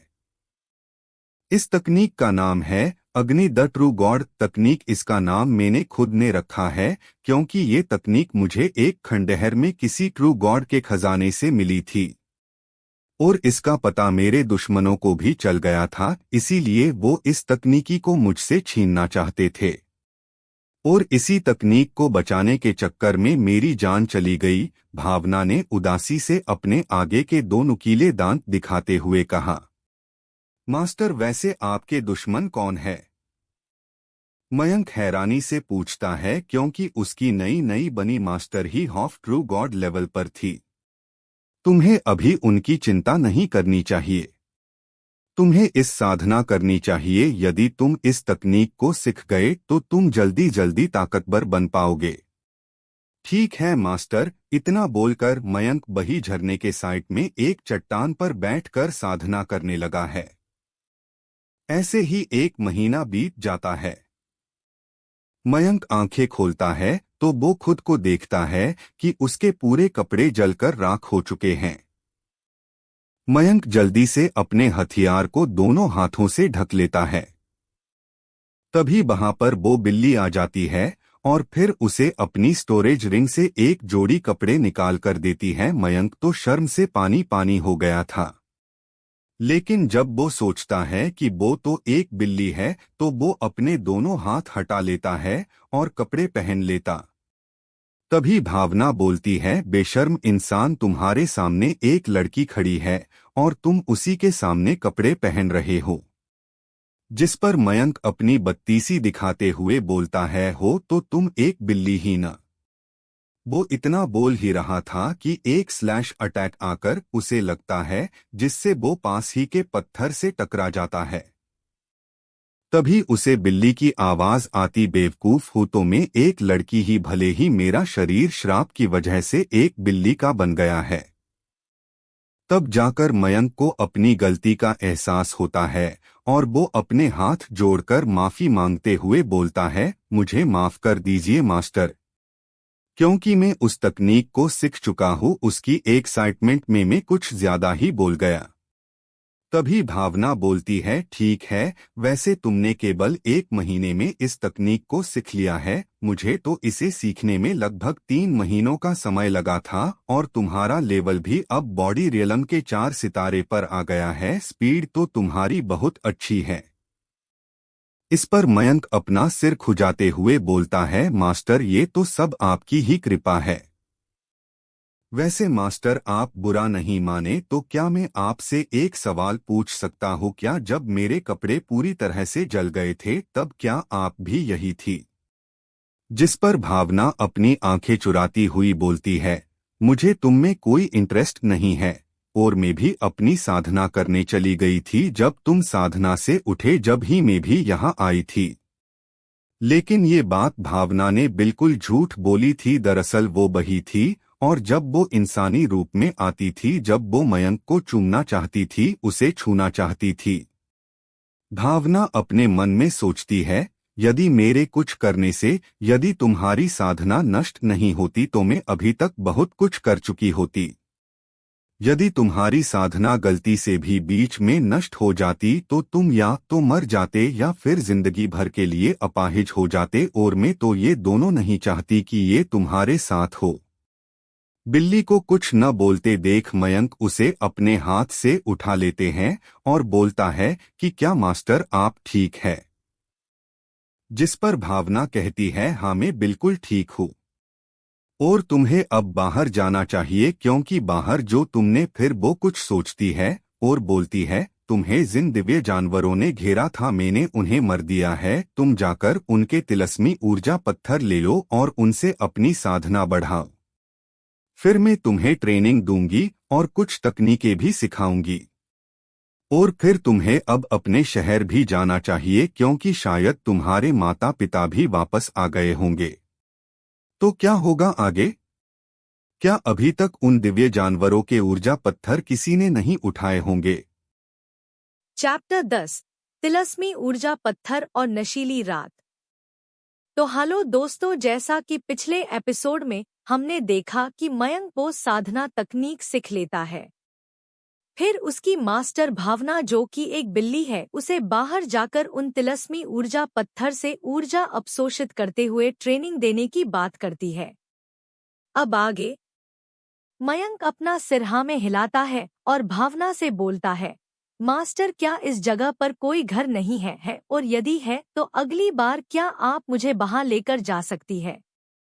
जिस पर भावना कहती है, यहाँ घर तो नहीं है लेकिन मैं बना दूंगी, अगली बार तुम्हें यह पर कुछ अलग ही माहौल देखने को मिलेगा। पर अभी हमें यहाँ से चलना चाहिए वरना वहाँ कोई आ जाएगा और सारे तिलस्मी ऊर्जा पत्थर ले जाएगा। फिर मयंक बोलता है कि मास्टर क्या आप बाहर नहीं जा सकती है, तो वो बोलती है, मैं जा तो सकती हूँ लेकिन मुझे बाहर निकलने के लिए बहुत सी शक्तियों का उपयोग करना पड़ेगा और यदि मैं मेरी शक्तियों का उपयोग करूंगी तो मेरे दुश्मनों को पता चल जाएगा। जिस पर मयंक बोलता है, तो मैं कैसे आपको बाहर लेके जा सकता हूँ। भावना बोलती है, जिस वस्तु या इंसान को तुम्हें अपनी आयामी दुनिया से बाहर या अंदर लेकर जाना हो उसे स्पर्श करके मन में सोचना और तुम अंदर आ जाओगे, ऐसे ही बाहर जाने के लिए लागू होता है। इस पर मयंक अपना सिर हिलाता है और बिल्ली को हाथ में कसकर पकड़ लेता है और जैसे ही मन में सोचता है वैसे ही बिल्ली और वो दोनों ही बाहर आ जाते हैं। बाहर आकर मयंक देखता है कि वह पर सभी जानवरों के कंकाल पड़े हुए थे और उन्हीं के बीच में तिलस्मी ऊर्जा पत्थर पड़े हुए थे। मयंक को उसकी मेमोरी से पता चलता है कि रैंक 1 के दिव्य जानवर के तिलस्मी ऊर्जा पत्थर की कीमत ही 1000 गोल्ड कॉइन है। तो रैंक 2, 3, 4, 5 के तिलस्मी ऊर्जा पत्थरों की कीमत कितनी होगी। तभी भावना अपने पास से एक स्टोरेज रिंग निकलकर मयंक को देते हुए बोलती है, ये लो एक मीडियम लेवल की स्टोरेज रिंग, आज से ये तुम्हारी ही। मयंक वो अंगूठी लेता है और उसमें अपनी आध्यात्मिक ऊर्जा को डालकर उसमें सील लगा देता है और उसे पहन लेता है। फिर वो सभी दिव्य जानवरों के तिलस्मी ऊर्जा पत्थर और उन कंकालों का जरूरी सामान जैसे उनके नाखून आदि। तभी उसकी नज़र रैंक 7 के शेर पर जाती ही वहाँ पर उसे वो तिलस्मी आग भी दिखाती है। वो उसकी मास्टर बिल्ली को आवाज देते हुए अपने पास बुलाता है, जो कि वही पत्थर पर बैठी आराम कर रही थी। मयंक बोलता है, मास्टर इस तिलस्मी आग का क्या करना है। इसे तुम अभी रख लो, जब तुम इन तिलस्मी ऊर्जा को अपशोषित कर लोगे तब इसे काबू में करना, जिससे तुम्हारी साधना तकनीक में भी फायदा हो जाएगा और हो सकता है इससे तुम्हारा लेवल भी बढ़ जाए। मयंक उस तिलस्मी आग जो कि नीले कलर की थी उसे अपने हाथों में रख लेता है और उस रैंक 7 के तिलस्मी ऊर्जा पत्थर को भी उठा लेता है। अब मयंक के पास कुल 150 रैंक 1 के तिलस्मी ऊर्जा पत्थर, रैंक 2 के 129, रैंक 3 के 85, रैंक 4 के 50 और रैंक 5 के 11 और रैंक 7 का एक तिलस्मी ऊर्जा पत्थर था। मयंक भावना से पूछता है, वैसे मास्टर इतने सारे दिव्य जानवर यहाँ क्या कर रहे थे, वो भी एक जगह एक इंसान को मारकर खाने, तो इतने सारे नहीं आ सकते, कुछ तो गड़बड़ है। भावना बोली, बिल्कुल सही बोल रहे, जब तुम आयामी दुनिया में आए थे और जब तुम झरने के नीचे गए थे तब मुझे तुम्हारे ऊपर दिव्य जानवरों को आकर्षित करने वाले पाउडर की खुशबू आ रही थी। इतना सुनते ही मयंक के दिमाग में कुछ खटकता है। वो बिल्ली को शक की नजरों से देखते हुए बोलता है, लेकिन आपको कैसे पता कि मैं झरने के नीचे तक गया था और आप तो वहाँ मुझे कहीं नहीं दिखी, फिर आपको कैसे पता चला। भावना को अब समझ आता है कि उसने क्या बोल दिया। गलती से वो अपनी मुंह ऊपर करके मयंक को अपने नुकीले दांत दिखाते हुए कहती है, जब तुम पहली बार उस झरने में कूदे थे तब मैं उसकी सतह पर ही थी, मुझे लगा कि कोई खतरा है तो मैं वहीं छुप गई और हाँ, मैंने देखा था कि तुमने उस मूर्ति के साथ क्या क्या किया था। मयंक तो मूर्ति वाली बात सुनकर शर्मा जाता है और माफी मांगते हुए कहता है, मुझे माफ कर दीजिए मास्टर, में थोड़ा सा बहक गया था। मयंक को अपनी गलती मानते देख भावना चैन की सांस लेती है और मन में बोलती है, आज तो बाल बाल बची, आगे से संभल कर बोलना पड़ेगा। बिल्ली को एक बार फिर से चुप देखकर उसे ध्यान से देखता है। आज वो बिल्ली कुछ ज्यादा ही प्यारी लग रही थी, इसीलिए मयंक उस बिल्ली की नाक पर किस कर देता है। भावना जो कि ख्यालों में खोई हुई थी, जब उसे इस बात का पता चलता है तो वो हमसी जाती है, लेकिन फिर अपनी किस्मत को कोसते हुए बोलती है का इस वक्त में इंसानी रूप में होती, लेकिन मयंक आज तुमने मुझे किस करके मेरी अंदर की उस दिन की आग को फिर से जला दिया है। इस एक किस का हिसाब में हजारों किस्से लूंगी रात में। यदि बेचारे मयंक को पता चलता कि ये उसकी बिल्ली मास्टर रात के लिए क्या प्लान बना रही है, तो वो तो हैरानी की वजह से सदमे में चला जाता। अपने ख्यालों से बाहर आकर भावना मयंक से बोलती है, चलो कोई सी गुफा देखो तुम्हारी साधना के लिए। जिस पर मयंक बोलता है, क्या न हम आयामी दुनिया में चले। भवन बोलती है, तुम्हारा कहना तो सही है, लेकिन ऐसे एडवेंचर करते हुए साधना करने से हो सकता है किसी दिन हमारे हाथ किसी पूर्वज का खजाना लग जाए। मयंक भी हाँ में अपना सिर हिलाता है और एक गुफा की खोज में आगे बढ़ जाता है। थोड़ी दूर चलने के बाद उसे एक झरने के पीछे एक गुफा दिखाई देती है। वो उसमें चला जाता है। वहां जाकर मयंक बोलता है, मास्टर मुझे अब क्या करना चाहिए। भावना मयंक की गोद से खुदकर वहां के एक चट्टान पर बैठ जाती है और बोलती है, पहले तुम्हें रैंक 1 के तिलस्मी ऊर्जा पत्थर की ऊर्जा अवशोषित कर लेनी चाहिए, फिर हम आगे की ट्रेनिंग शुरू करेंगे। मयंक तुरंत अपनी स्टोरेज रिंग से सभी रैंक 1 के तिलस्मी ऊर्जा पत्थर निकलकर साधना करने बैठ जाता है और सभी तिलस्मी ऊर्जा पत्थरों का ढेर अपने सामने लगा लेता है। लगभग 3 घंटों तक ऊर्जा अवशोषित करने के बाद मयंक का लेवल बढ़कर बॉडी रियलम के 5 सितारे पर पहुंच जाता है और अब उस ऊर्जा से मयंक को कोई फायदा नहीं हो रहा था, इसलिए वो बाकी के ऊर्जा पत्थरों को बेचने का सोच कर रख लेता है। अब कुल 90 तिलस्मी ऊर्जा पत्थर बचे हुए थे। अब काफी रात भी हो चुकी थी, तभी सोनम उसके पास खाना लेकर आती है और बोलती है, खाना खा लो, ट्रेनिंग की शुरुआत हम कल से करेंगे। मयंक बोलता है, मास्टर आपने खाना कैसे बनाया, आपके तो हाथ भी नहीं है। इस पर भावना बोलती है, बेवकूफ, में कोई साधारण बिल्ली नहीं हूँ। जब मैं बिल्ली होते हुए पिल बना सकती हूँ तो खाना तो बहुत छोटी बात है। मयंक बोलता है, ठीक है मास्टर, मैं अभी आया, हाथ पैर धोकर। ये बोलते हुए वो वहां से चला जाता है। भावना उसको जाते हुए देखकर मन में कहती है, जल्दी करो वरना रात के 12 बज गए तो तुम्हें मेरा राज पता चल जाएगा। और राज एक बार का पता चल जाए वो भी ठीक है, लेकिन तुम्हें पता चल जाएगा कि वो मूर्ति और कोई नहीं मैं ही थी और तुम मुझसे दूर भागने लगोगे अपने किए के लिए। लेकिन मुझे तो उससे कोई दिक्कत नहीं हुई थी और वो तो आज रात को सभी हिसाब में वसूल लूंगी। और इतना सोचते हुए वो मयंक के खाने में कुछ मिला देती है। थोड़ी देर में मयंक वहां आ जाता है, फिर दोनों खाना खाते हैं। खाना खाने के बाद मयंक बोलता है, मास्टर मुझे तो बहुत नींद आ रही है, और इतना बोलते बोलते ही वो सो जाता है। उसके सोने के आधे घंटे के बाद भावना का शरीर बिल्ली से वापस इंसानी रूप में आने लगता है। दोस्तों, भावना के शरीर का वर्णन तो आप लोगों ने पहले ही सुन लिया था कि वो बिल्कुल स्वर्ग की रानी को भी पीछे छोड़ दे। भावना मयंक के पास जाती है और उसे उठाकर एक चट्टान पे लिटा देती है और बोलती है, बहुत सताया है, पिछले 1 महीने से तुमने, आज उसका पूरा हिसाब लूंगी।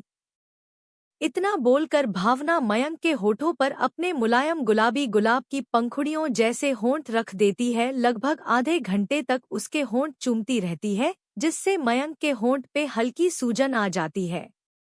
मयंक को भी इसका एहसास हो जाता है। वो हल्की आंख खोलने की कोशिश करता है तो उसे अपने ऊपर धुंधली धुंधली बही मूर्ति जैसी लड़की दिखती है। बस फर्क इतना था कि अभी उस मूर्ति ने अपने कपड़े पहने हुए थी।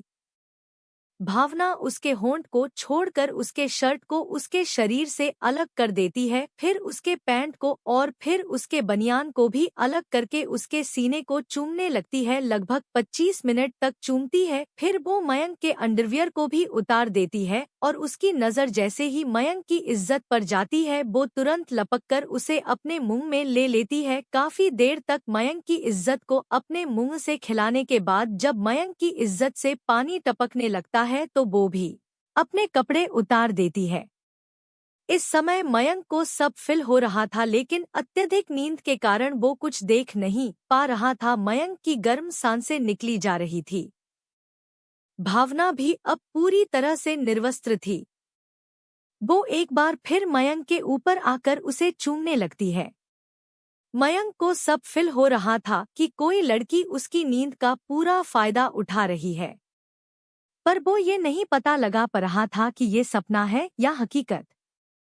काफी देर तक चूमने के बाद भावना वापस से मयंक के लिंग को सहलाने लगती है। अब तो मयंक की सांसें भी काफी तेज हो चुकी थी, जिससे भावना समझ गई कि उसके कंट्रोल से अब मामला बाहर जा रहा है, और वो जैसे ही अपनी योनि के अंदर मयंक का लिंग समाने के लिए उसे अपनी योनि के पास लेकर जाती है।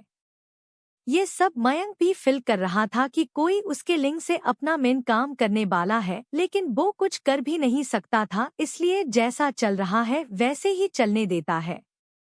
इधर भावना मयंक के लिंग को अपनी योनि पे जमा के मयंक की कमर पर बैठने ही वाली थी, जिससे मयंक का लिंग उसकी योनि में समा सके, क्योंकि उससे भी अब इंतजार नहीं हो रहा था। वो भी अब बहुत जोश में आ चुकी थी कि तभी उस पर एक स्लैश अटैक होता है और भावना दूर जाकर गिरती है। वो जल्दी से अपने ऊपर हाथ फेरती है और उसके शरीर पर कपड़े आ जाते हैं। तभी उसे आवाज आती है, तुम्हारी हिम्मत कैसे हुई इतनी आगे बढ़ने की, वो भी बिना मेरे मास्टर मयंक की परमिशन के। माना कि तुम मेरे मास्टर को चूम सकती हो, लेकिन संभोग तो तुम्हें उनकी मर्जी से करना पड़ेगा। वो तो तुम मेरे मास्टर की मास्टर हो, इसलिए तुम्हें मैंने जिंदा छोड़ दिया। भावना उस आवाज से पूछती है, तुम कौन हो और मयंक को बार बार अपना मास्टर क्यों बोल रही हो? जिस पर वो आवाज बोलती है, मैं मास्टर मयंक की तुरे गॉड लेवल की शक्तियां हूँ, और जब भी मास्टर मयंक की जान पर खतरा बनता है मैं उनकी रक्षा के लिए आ जाती हूँ और हमेशा उनके साथ रहती हूँ, और जब मास्टर मयंक एक ट्रू गॉड बन जाएंगे तब मैं भी हमेशा के लिए उनमें समा जाऊंगी, जिसके बाद मेरे मास्टर मयंक को त्रिदेवों के अलावा कोई नहीं हरा पाएगा। भावना बोलती है, लेकिन मैंने तो मयंक को मारने की कोशिश नहीं की, फिर तुमने मुझ पर हमला क्यों किया? वो आवाज हकलाते हुए बोलती है, वो इज्जत भी तो जान के बराबर ही होती है न? और तुम्हारे मास्टर मयंक और मेरा क्या कोई इतनी आगे बढ़कर रुक सकता है? अरे हमारी जान निकली जा रही है, अब क्या तुम थोड़ी देर पहले नहीं आ सकती थी? वो आवाज बोलती है, तुम मास्टर मयंक को किस करो चूमो, लेकिन उससे आगे केवल मेरे मास्टर की मर्जी से ही बढ़ना। इतना बोलकर वो आवाज चुप हो जाती है। मयंक अभी भी तेज सांसें ले रहा था और काफी बेचैन हो रहा था, जिसे देखकर भावना को अपनी गलती का एहसास होता है और वो खुद से बोलती है, कल से सिर्फ किस और सिर्फ किस। भावना भी काफी जोश में आ गई थी, जिससे वो भी काफी बेचैन हो रही थी, लेकिन उन शक्तियों के डर से वो मयंक के पास जाकर उसके ऊपर आकर उसे कस के अपने दोनों हाथ उसके चारों ओर लपेटकर उसके ऊपर ही सो जाती है। लगभग 1 घंटे बाद वो वापस बिल्ली बन जाती है और वो मयंक को उसके कपड़े पहना देती है और उसके सीने पर ही सो जाती है। तो क्या होगा आगे? मयंक की ट्रेनिंग कब तक चलेगी? मयंक अपने शहर कब जा पाएगा? क्या मयंक एक ट्रू गॉड बन पाएगा?